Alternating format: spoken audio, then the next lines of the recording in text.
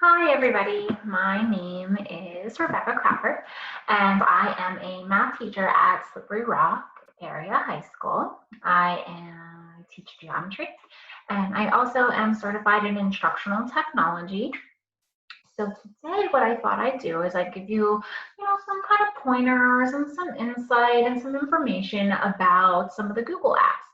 Now, if you are really familiar with the apps, this probably is not the little seminar for you, okay? If you are really familiar, you might want to check out the Google certification, especially level 2, maybe, that might help you. If this isn't going to go very in depth, but if you want some more, you can certainly check out those Google certifications. There's level 1, which is kind of the basic information, and there's also level 2. So you can do either of those. So I'm just going to go through several of the apps here for you. You can kind of follow along on your screen if you want, minimize me and just listen to my voice and follow along, but I am sharing my screen right now with you so I can kind of show you as I'm working. So the first thing we're going to talk about is email or Gmail. So this is a pretty basic Google app that most people use. So I'm just going to give you some hints that might make your life a little bit easier, especially in this time right now when we're working so much with technology and we have that, instance where we might need it more next year, more than we're used to. This might come in handy. So one of the first things is searching. So I right now have my snoozed email up just so you don't, see all my emails there. But when you're searching, you can hit this down arrow and you can actually search by who sent you the email, who it was to, the subject, if it has certain words in the content of the email, if it doesn't include something. The other nice thing is the date. So, you can be like, oh, I know I got this email on Monday. You can search by the date.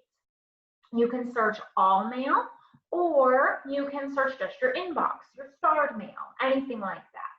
You can also search by if it has an attachment or if it doesn't include any chats or anything like that. So this is a really great feature. I know a lot of people just search up here, but if you want to be a little more specific, or if you've got a lot of emails coming in from parents and students asking questions, this is a great way to search to find what you're looking for. The other thing that's really great about email is when you are off to the side here, you can easily access your calendar, which mine's going to look pretty blank because it's July, which is nice. You can easily access your notes. So if you want to take any notes, and you can also easily access your tasks. And tasks are great because tasks give you basically a to-do list. That's what they are. So you can just come over here and be like, okay, I'm going to go on vacation. I'm not this year, but maybe you are, which is awesome. So, and you can just give yourself that little to-do list. You can edit the details, and you can, put it in a specific task folder. You can add a date and a time. Maybe I'm going on vacation on July 22nd. So I can add a date, I can add a time, I can repeat it. Maybe I'm going to go every year. And you can also add subtasks to this. So, to go on vacation, I need to, get out my suitcases. I need to pack clothes, right? So you can add some subtasks to that, which is just really a great way to stay organized, and it's all right there with your email. So, email is something that we tend to have up a lot. So your tasks or your to-do list can be really easily accessible right there for you. The other thing about this is you can change your inbox type. So if you go to settings, a lot of us keep our inbox type set at default, and that's actually what I have mine as well, but it doesn't have to be. You can set it so that it's showing you your important emails first, maybe your unread emails first, your starred emails first. The really popular one here is the priority inbox, and that'll actually create little subfolders for you I'm kind of moving myself around, sorry about that. I create little subfolders for you. So you can have one subfolder be your unread, your starred, and then maybe everything else. So if you really like that organization, this is a great way to get that incorporated with your email, which is fantastic. So there's so many other things you can do with email. You know, you can create labels and folders and all of that stuff. But you know, you can, so I've got some folders over there, my inbox, my starred, that sort of thing, my snoozed emails. But this is, again, just some basic stuff that you maybe didn't know or maybe can help you in the future. So that's Gmail. The other thing I wanted to show you and talk to you about is Calendar. Now, I use Calendar a lot. Again, it's July, so my calendar's a little blank, but that's all right. But I use it a lot. So if we go back, I'm going to go back all the way back to when we were in school. I'm going to go back to January. If we were to do that, okay, so there's June, May. You can see that I put everything in my calendar. So it's a great way to stay organized. It's a great way to keep your students organized, both personally and, you know, with school. I use it quite a bit. So I'm just going to show you a couple things that you can do with Calendar that maybe you didn't know about. So you can add assignments to Calendar. You can do it two ways. The first is if you use Google Classroom. And if you're using Google Classroom, you can actually go into Google Classroom, create an assignment, give it a due date, and it'll pop right up on your student's calendar, which is awesome, right? So they have it right there, you have it right there, and they can access that and see some information about it. The other way that you can create an assignment is just by clicking on the date in your calendar. So I can click on this date and I can, you know, say maybe we're going to the zoo. And I can change which folder I'm assigning it to. So last year, you know, I had a career math class and I had a geometry class. Those are my folders that are still listed. So, you know, maybe I can assign it to my geometry class. Maybe they're going to the zoo on that date. And you can get some more options here, right? You can assign the fact that it's going to repeat. You can, so if you have an assignment every Monday, you know, you assign a paper, you know, a little discussion or something like that, you can put that on your calendar. You can also add a location, you know, maybe we're going to Pittsburgh for the zoo. You know, this is a great way to let parents know. You can assign, like I said, what folder or what group of people you want to see that. And you can also add a notification for yourself for that. And then maybe you want to add a little description. You know, leaving for the zoo, don't forget water. It's very hot today, right? So you can do all of that and they can see that, which is just really awesome. So I'm going to discard changes just because we're not going to the zoo, unfortunately. But you have that there that the students can see and they can access really easily. Now, also about the calendar, and I'm sorry, I keep looking over. I have my Google Docs open on my iPad because that's my to-do list on there to talk about.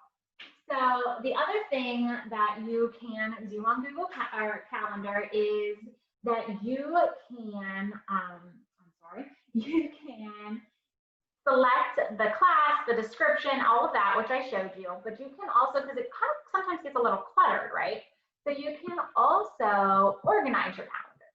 So I color code my calendars. I'm a big on color coding. Even, you know, when I write things, I like things color coded because it just visually makes it easier for me to see. So if I want to change the color, you just hit those three little dots next to your calendar, right? And you can change it any color, and that'll actually change all of them, both past and future assignments that you list. You can also check and uncheck boxes. So maybe, you know, I don't want to look at my geometry assignments right now. You know, maybe I don't want to look at my menu. You know, I keep my menu on there. Maybe I don't want to do that. So I can check and uncheck what boxes I want to be visible and what boxes I want my, you know, what I want to see. Now, just because this has come up in the past, I do keep my menu on here, right? My students can't see my menu. I didn't share that with anybody but my husband, so he can see the menu.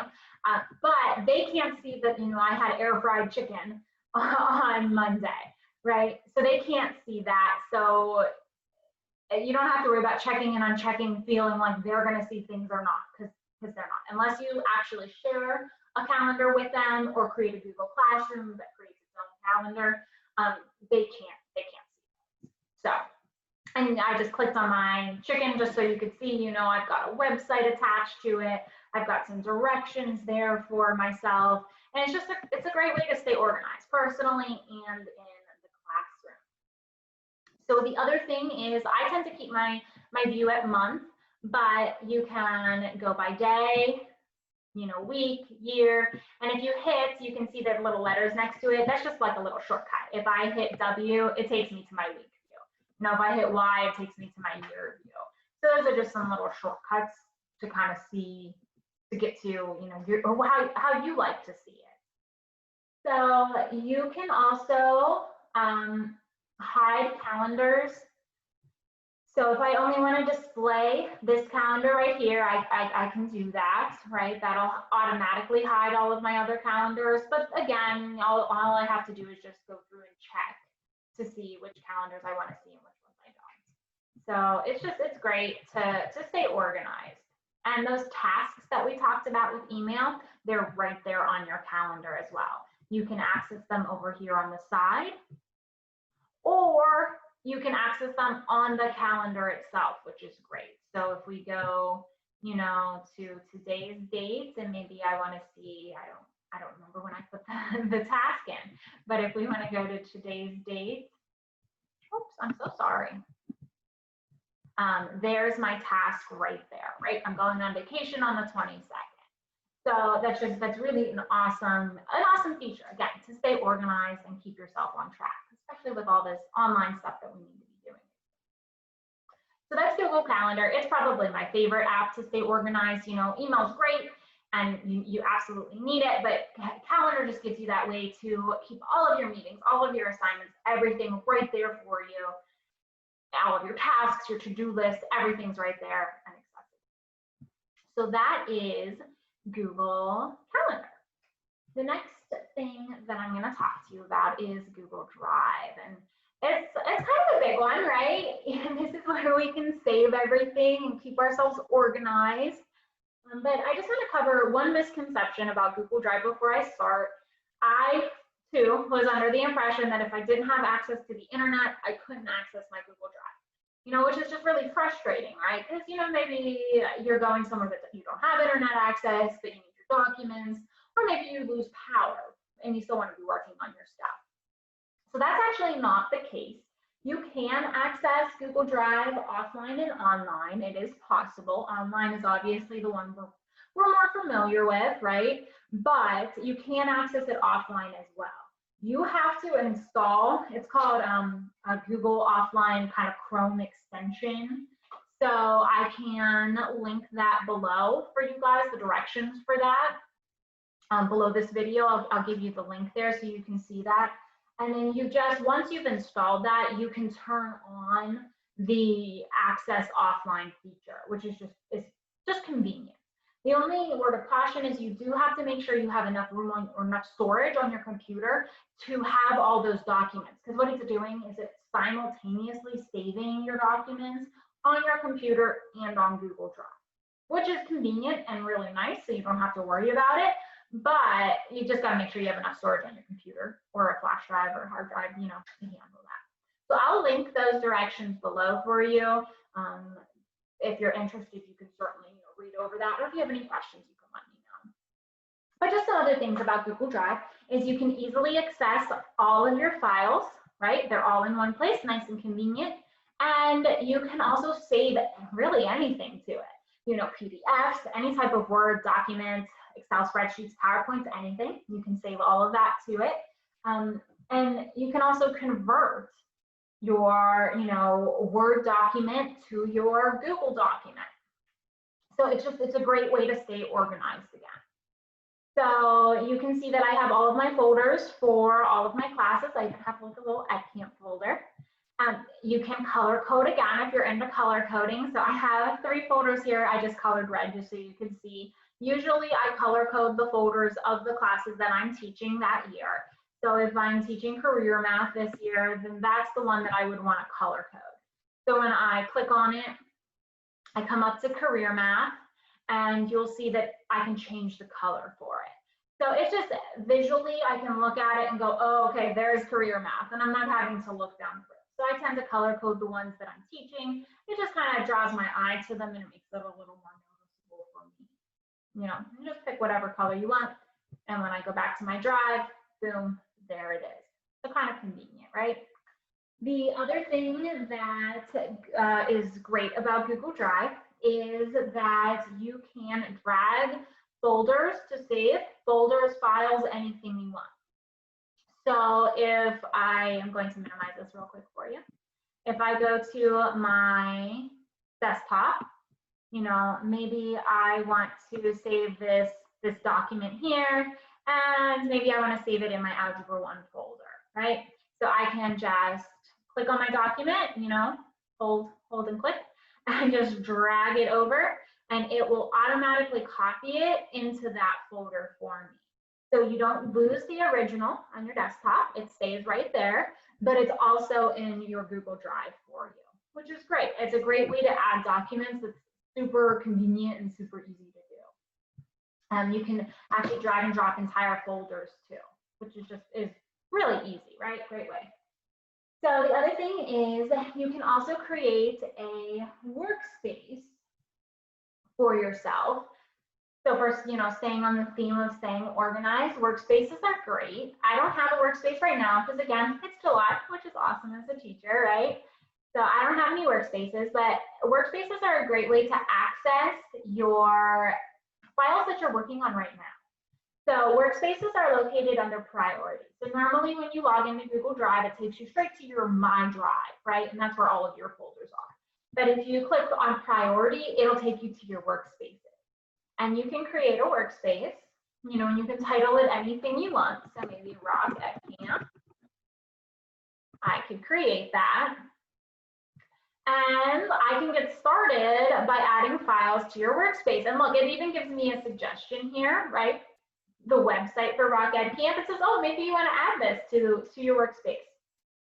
But you can choose other files, obviously, and you can choose them from your Google Drive, or you can choose them from your computer, whichever, and you can, you know, do your drag and drop. Boom, right there. My Google presentation is right there for me. And if I hit done, and then what's great, I can add as many as I want, as many as that I'm working on, you know. And what's great is when I come on and maybe I'm not done with my Google presentation, I just go to priority and it's right there for me. So I can view my workspace. There's all the documents I'm working on for Rock Ed Camp. Just a great way to stay organized again and to access things quickly, right? To keep us on task. So we can create a workspace. We can also remove it. So if you're done with your workspace, you can remove it. It will remove the documents, but it won't remove them from their original location. So that Google presentation that I dragged and dropped in there, it's still in my Google Drive. I don't have to worry about that. It's still where I originally saved it. It's just removed the workspace. So I don't have it and it's not cluttered. So if I'm working on a unit and I'm maybe working on the test and the PowerPoint and the quizzes and the projects and all of that, you know, I tend to create a workspace for that because I've got all those things going at once. I'll title it, you know, Algebra Chapter 1, and I can access that and I can look at it and I can access it easily, which is always key for me.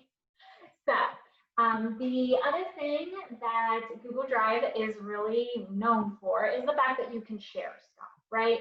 That's what Google is great about. You can share documents and files and folders and all of that. So let's say you're teaching Algebra 1 and you have a coworker who's also teaching Algebra 1. So I have all my Algebra 1 stuff here. It's already, you know, it's ready and I want to share it with my coworker. I can absolutely do that. If you click on the folder or the document or whatever, oh, I'm so sorry. So I'm going to click on the double click on Algebra 1, whatever it is, a document, whatever it is that you're sharing. But if it's a folder and I want to share all of this content with her, I'm going to click the down arrow here. And I have a couple ways that I can share. The first is I can get a shareable link. And the shareable link is pretty awesome because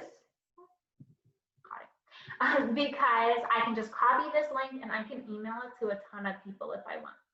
Now, I want to make sure that only people added maybe can open this link, or Slippery Rock Area School District people can open this link, or anyone can open this link. I just want to make sure that I have the right one here checked so that I'm still able to share it, right? So maybe I change that to Slippery Rock Area School District because that's where they work. And I can just click copy that link. It's copied. I can email it. I can share it with her that way, which is awesome. So that's the first way. The second way you can share a folder or a large quantity of documents, right, is you can go down to the share and you can just type in their email right there. So you can see, I've shared with a couple people here, Mrs. Zubiak's right there. So maybe I want to share my Algebra 1 stuff with her. So I can click on her email. I can even write her a little message, use and enjoy, they can use and enjoy this stuff, and I can send it. Now, again, you want to make sure that you have the right preferences marked, I should say. So do I only want them to be a viewer? Do I only want them to be able to look at it? Or am I okay if she edits all of this stuff? And edits means that she can make changes to it. So if you're sharing with students, especially, you've got to decide, are you wanting them to view the documents or are you wanting them to edit it? So just make sure you have those marks. And I'm not going to share, I don't think that one's Algebra 1 stuff. So I'm going to cancel that. Okay. But it's a great way to stay connected, right? To stay connected with your coworkers, with students, and everybody about sharing. All right, so I'm going to take a second break, and I'm just going to give you my code for getting your ACTS 48 credits. So for sticking with me this long, and for watching the video, and for participating in these, which is so awesome, you can receive, if you're a Slippery Rock employee, you can receive ACTS 48 credits. You do need this code though, so please make sure you make note of it. It's RJC01.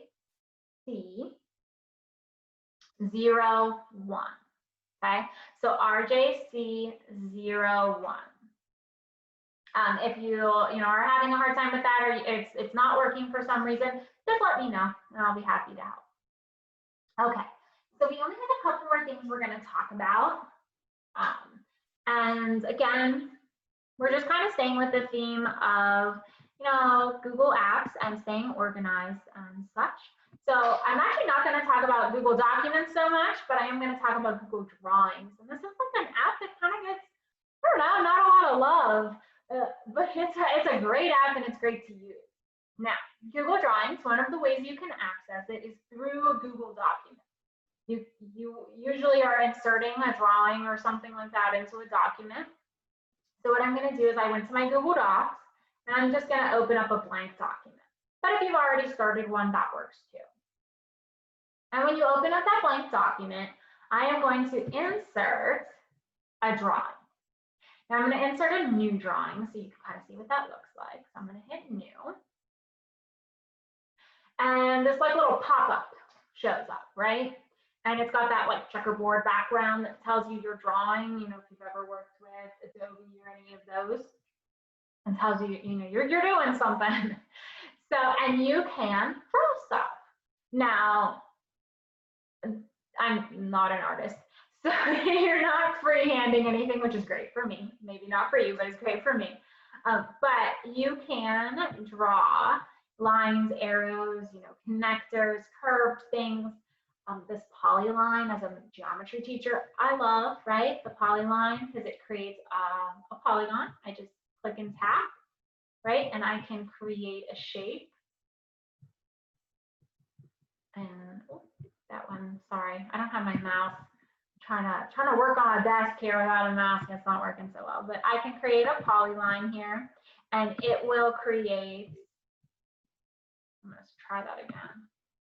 Sorry, little little detour here. I can create a polygon, and what it's going to do is it's going to create a polygon for me. So I just, tap, and it'll create a polygon. And so, sorry, it's not working too well, but another thing you can do is you can just actually insert shapes here, right? And you can change the color of them, maybe I want this one red. You can change the border, maybe I want the border gray. Let's do Slippery Rock colors, right? And you can even type in it. So I can double click and I can be like red shape. Okay. So you can also insert text boxes, just random text boxes. You can insert pictures from the internet or from your computer. You can and basically draw anything you want. And when you're done, you just hit save and close, and boom, your shapes show up on your document. So as a geometry teacher, I use this a lot because I want to create, a convex polygon or a concave polygon, and I want to get that cave-in part for them that they can see. I want to be able to identify it, by how many sides and all of that. And I can draw it there. I can make it look exactly like what I want it to, and I can have it right on my Word document for them. I can also insert it into my Google Slides or anything like that. So, there is no guess and check, there is no trying to find it, there is no freehanding. Forget of that. It's all right there, which is awesome. So Google Drawings doesn't get a lot of love, but it's just another way to kind of stay organized as you're working with your Google tools, because you've got your drawings and they can look like whatever you want them to. All right, the last thing we're going to talk about is Google Sites. And Google Sites, if you are watching me, right, you've been on our Google Sites. And our Google Sites, is the Rock Ed campsite. You'll see it down there in the corner there, here, right here for me, that we've created for this. Google Sites is another one that doesn't seem to get a lot of love, at least that I know of with people too much. But it's great. It's great for students. It's great for teachers. I like it. So I'm going to create a blank site just so you can see. Give it a second to load. And this is what it looks like, right?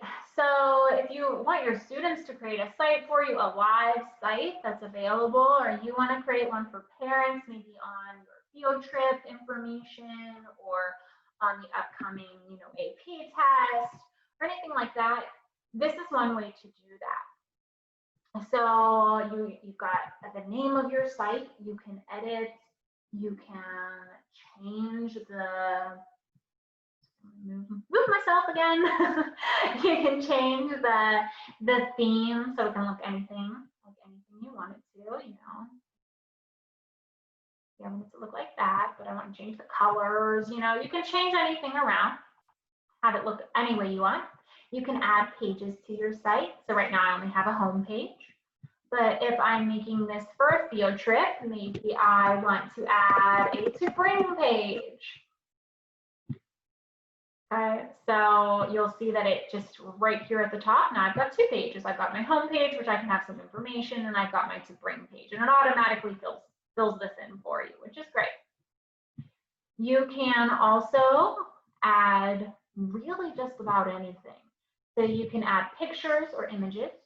You can add text boxes, so I want to bring an umbrella. Okay, and then I'm going to create a bullet point list here, right? I'm going to bring an umbrella and a water bottle. I can have all of that there. I can embed things or sites or information from another website, so I can embed stuff. I can also change my layout. Maybe I want a little picture, and then I want my to-do list off to the side. So I can change my layout. I can add really anything, YouTube videos, a calendar. Maybe I want to add a map with the location for my field trip. We're going to the zoo, so it's in Pittsburgh, but I can add a map right here. I can add Google Documents, Google Slides, Google Sheets, Google Forms, any of those. And they would just show up right here. So maybe I have a permission slip written in Google Docs. I can add that to my website here. And you can publish it. And then instead of giving them all of this paperwork and everything like that, you can just give them the link. Google Sites is also a great way to have students collaborate together too, because they can create a site on anything, right? They can create a site on polygons or on the Civil War or anything, right? And it's accessible and it's there and it's real, which is a great way to keep them interested and on task. So Google Sites doesn't get a lot of love, but I think it's a great thing and it's a great tool to use. So I did not cover the popular ones. I want to say I didn't cover Google Forms today or Google Documents or Google this is my slides and Google Sheets. I didn't cover those. But if you have any questions on them, I would be happy to help you. Those are great tools. I'm not saying they're not. They are fantastic and they're great for your students and great for you to use. So I didn't cover them here. But I do just want to give you a little brief info. You know, Google Documents is a great thing. If you've never used it, it's really great for peer work with your students or peer work between you and a colleague. You can both or all of you can edit something at the same time. You can also make comments on it. And it's just a great way to work together. Slides is also really great for group work.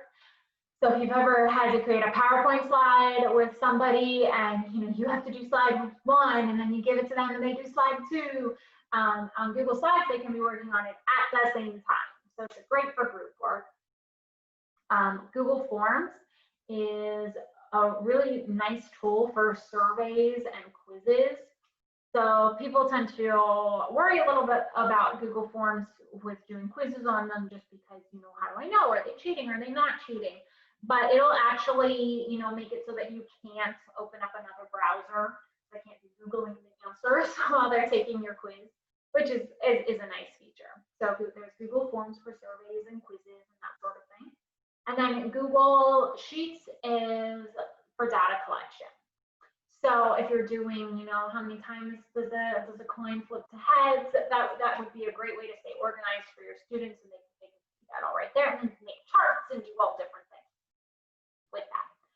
So again, I didn't cover those. I'm not showing them to you just because that would take a long time. But if you have any questions, you can feel free to email me, and I'd be happy to help. So I'm going to link below this video some useful sites that you can check out, like the Google certification site. I'll also link that way to get your Google Drive online and offline. And if you have any questions, please feel free to ask. Thank you so much for participating and have a good day.